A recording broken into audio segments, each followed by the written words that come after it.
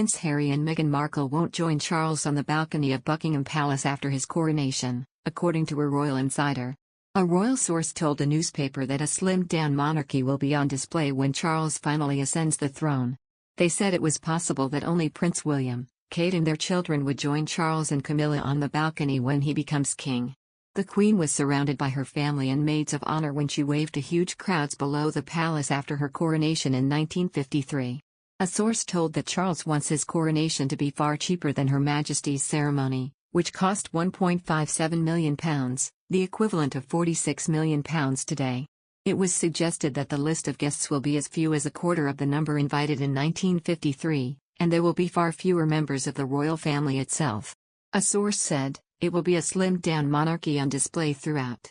I wouldn't be surprised to see just Charles and Camilla, Kate and William and their children on the Buckingham Palace balcony afterwards."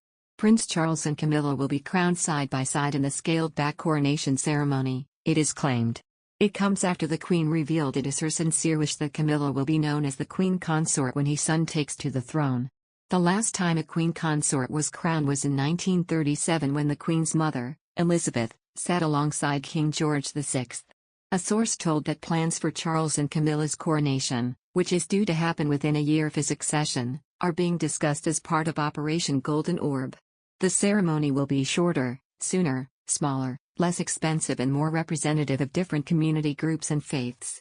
The source also said some aspects of the coronation will be altered to reflect modern-day Britain, but it will remain an Anglican service with the vows not expected to change.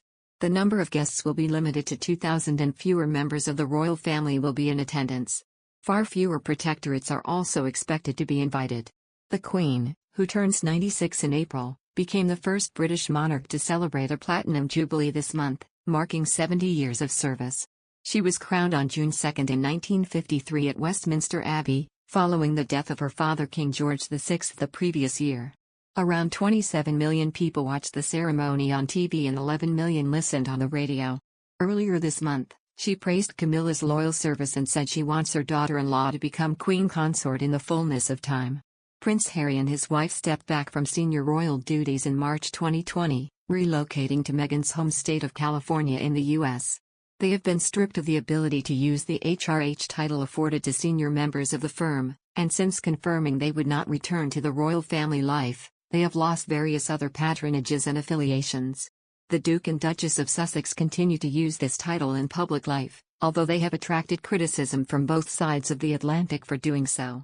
Sally Ottens, a professor of marketing specializing in how the royal family brands itself, told that the Duke and Duchess of Sussex's continued use of their titles after Megxit highlights the confusion around their new branding.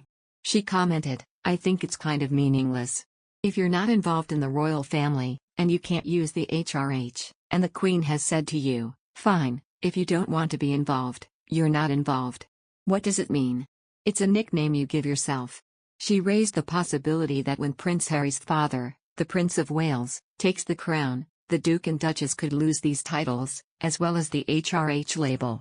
Plans for Prince Charles to institute a slimmed-down monarchy when he carves out the direction of his reign have long been speculated.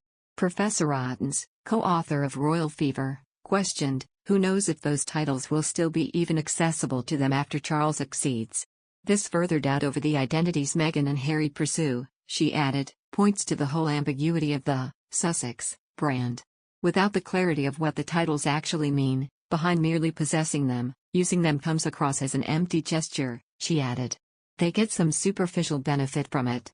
But if you aren't a Royal Highness, what does it mean? And if you've given up your property that you were given by the Queen, I don't even know what it means. Prince Harry has lost various military titles, including Captain General of the Royal Marines, whilst Meghan no longer represents causes such as the National Theatre, a prestigious honour now bestowed on Camilla, Duchess of Cornwall. They called John Wayne the Duke, that's what they called John Wayne. They called Elvis the King. Is this the level that we're on in terms of what these titles mean? Professor Ottens added there is a dimension to the Sussexes' retention of their titles which they may not have considered, that, in America, the hierarchy of titles within the royal family is not a piece of socially respected knowledge as it is in the UK. She said, Americans don't care about these titles because they're not in our social structure. We don't have the sort of reverence of these titles. We don't understand like, oh, right below that is this, And right above that was always tied to the British court.